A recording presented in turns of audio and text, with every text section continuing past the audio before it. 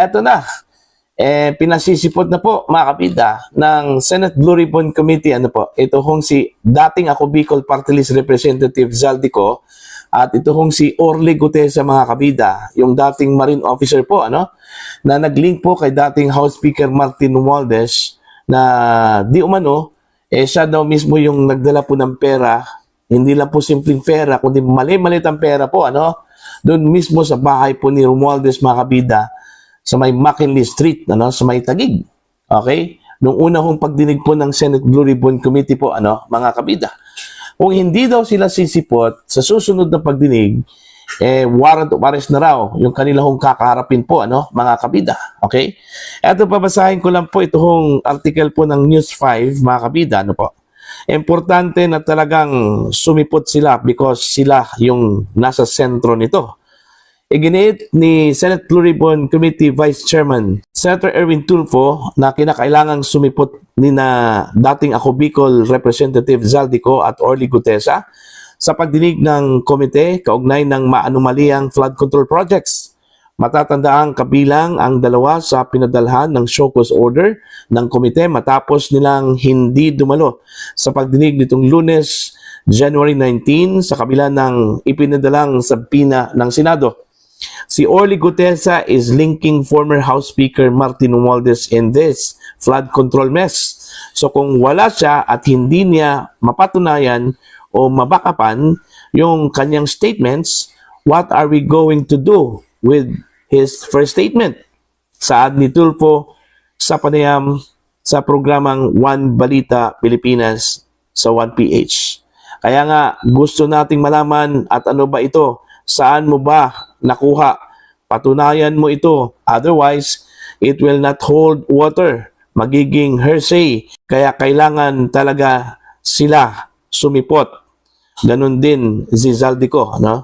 They were given 2 days and after that, kung wala pa rin ay warrant of arrest ang i-issue dyan kina Zaldico and then kay Ginoong Orly Gutesa, Senator Erwin Tulfo, Vice Chairman, Blue Ribbon Committee. Ayan. So yan po, mga kabida, pinadalhan po ng sabina, ito hong si dating ako Bicol Party List Representative Zaldico at ito pong si Orly Gutesa po, mga kabida, hindi po sila sumipot noong Lunes po, nung resumption po ng pagdinig po ng Senate Blue Ribbon Committee, mga kabida. Okay, kaya eto na. Ultimatum po, sa susunod na pagdinig, kailangan ho nilang sumipot. Otherwise, warrant of arrest na po ang ipapadala po sa kanila po, mga kabida, Puwara lang siguro po, mga kabida, dito ho kay dating ako Bicol Party List Representative Zaldico, na sinasabi po na nasa ibang bansa daw, mga kabida. Pero hindi pa po sigurado kasi wala pa pong konkretong info po, mga kabida, kung talaga bang nasa Portugal kasi yung unang balita po na nagtatago daw ito hong si Zaldico. Pero dito lang po sa lokal po dito sa Pilipinas, ito hong si Orly Gutesa. Matagal na pong pinaghahanap po, mga kabida, ito hong si Orly Gutesa po may nagsasabi na kinustody daw siya daw, mga kabida, ng grupo po ng mga Marines pero itinanggi po 'yon ng Philippine Marines na nasa kanila po ito hong si Gutesa, mga kabida, po. Okay? Pero ito lang po sa akin, nung una po, nung tumistigo po, ito hong si Gutesa, mga kabida, ang problema lang po dito sa Senate Blue Ribbon Committee, sa pangunguna po ni Senator Ping Lacson, mga kabida, hindi po pinagkatiwalaan po, Ayaw ho nilang maniwala po kay Gutesa po, In fact, sinira pa po yung credibility po, mga kabida, ni Gutesa, sa pamamagitan po ng pag-question niya o ng pag-question po ng Senate Blue Ribbon Committee nitong kanyang affidavit na di umano and may notaryo daw ng isang abogado, mga kabida, pero ang nangyari po dinisown po ng abogado na nakalagay po doon sa kanyang affidavit yung kanyang perma. Kaya ang nangyari po, mga kabida, sinira po nila yung credibility po ni Gutesa. Parang ayaw ho nilang maniwala po, mga kabida, doon ho sa kanyang testimony. Kasi doon pa lang sa affidavit, may problema na. Okay? Mga kabida, po. Tapos ngayon, gusto nilang pabalikin, gusto nilang ipaharap dyan sa Senate Blue Ribbon Committee. Ano po? Diba? So, yung ginawa po ng Senate Blue Ribbon Committee sa kanya mga kabida, parang ano na po yun eh. Kumbaga, discouragement na po yun kay Gutesa na humarap muli doon, ano? Kasi hindi nga siya pinaniwalaan po eh. Okay? Tapos ngayon, gusto po nilang paharapin. Kung ayaw hong humarap, maglalabas po sila ng arrest warrant po against dito ho kay Gutesa. Diba? Unfair naman po yun. Oh. Ngayon, nagtatago na po ito hong si Gutesa mga kabida dahil natatakot na po ito sa kanyang buhay. Alright? Sa kabila po ng kanyang pagtestigo, mantakin nyo ha, ang laki po ng personalidad po ng kanyang nilingkod dito, ang dating House Speaker, tapos kinalaunan po ay hindi po siya pinaniniwalaan po mga kabida. Nasasayang lang po yung kanyang pagtestigo po, ano po, mga kabida. Nirisk niya yung kanyang buhay, lumabas po ng kusang loob na hindi daw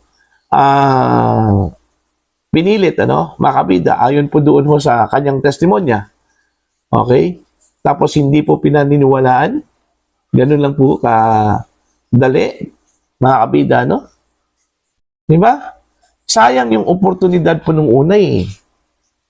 Oh, what's the purpose? Ito yung tanong ko po, ano? What's the purpose na pabalikin po itong si Gutesa at ipaharap po dyan sa Senate Blue Ribbon Committee kung nung una pa lang, hindi po nila pinaniniwalaan po. In-question po nila yung credibility po, ano, ni Gutesa mga kabida. Diba? Oh. Si Gutesa at that time was hoping, okay, na siya po ay maprotektahan po mga kabida, ano, ng Senado. Doon pa lang sa pag-deny doon ho sa kanyang testimony dahil ho sa questionable affidavit po niya, no, wala na. Okay? Siguro sa palagay po ni Gutesa mga kabida, parang nirisk niya yung kanyang buhay na walang protection o walang nakuha po, ano? Okay? So, during that time din, siguro, sa isip po ni Gutesa na kung hindi nila pinaniniwalaan po yung kanyang testimonya, mas hindi ho siya naniniwala ho na maprotektahan po ng Senado ito hong si Gutesa, mga kabida. Kung maalala po ninyo mga kabida, ano, nung may offer sa kanya mula sa Senate Blue Ribbon Committee, ano, nabigyan po siya ng proteksyon, tumanggi po siya doon, ano, dahil medyo siguro naisip po niya, ano, na paano nila maprotektahan ito hong si Gutesa na mismo ayaw hong maniwala sila sa kanya, no, mga kabida. Di ba? Ganun lang po So, do you think magpapakita ito ngayon? Okay? May bali-balita nga na baka daw kinuha na raw ito, ano, ng kabilang kampo po, ano, mga kabida, ito hong si Gutesa, ano po. Kasi hanggang ngayon, wala hong traces po mga kabida kung saan po ito. Wala hong nakakaalam kung saan po ito. May mga bali-balita lang po na ito daw ay kinustody po ng Philippine Marines. Although sinabi ko na kanina na itinanggi nila ito. At may balita din mga kabida na baka kinuha na raw ito ng ibang kampo. Okay? Ito hong si Orly Gutesa, ano po. So, yun po, no? We are not expecting na sisipot ito hong si Gutesa by the next hearing, ano? Mga kabida. And hopefully, sana hoping for hope, ano? Mga kabida, na baka naman po, bigla hong sisipot ito hong si Gutesa po mga kabida sa susunod na pagdinig. At sana, sa kanyang babalik dyan sa Senate Blue Ribbon Committee, kung magbabalik man po ito, para po titisigo po mga kabida, sana bigyan naman po ng importansya yung kanyang testimonya, no? Mga kabida. Diba?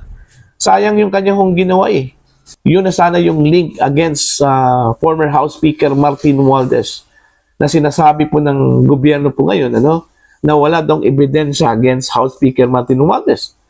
Pero dito ho sa testimonya po ni Gutesa mga kabida, ito lang po yung tanging testimonya mga kabida na maglilink, direktang maglilink po, ano, kay Speaker Romualdez dahil doon sa kanyang personal knowledge at personal experience mga kabida na siya daw yung nagdala po ng mali-malitang pera doon daw sa bahay mismo ng dating House Speaker sa may McKinley Street, sa may Taguig. Okay? So, para po sa inyo, ano po ang inyong opinion at pananaw po, dito ho sa banta po ng Senate Blue Ribbon Committee, mga kabida, na padadalhan daw siya na maglabas daw sila ng warrant of arrest against dito ho kay Gutesa and even former Ako Bicol Party List Representative Zaldico, mga kabida, kung hindi po sila sisipot sa susunod po na pagdinig, mga kabida, ng Senate Blue Ribbon Committee.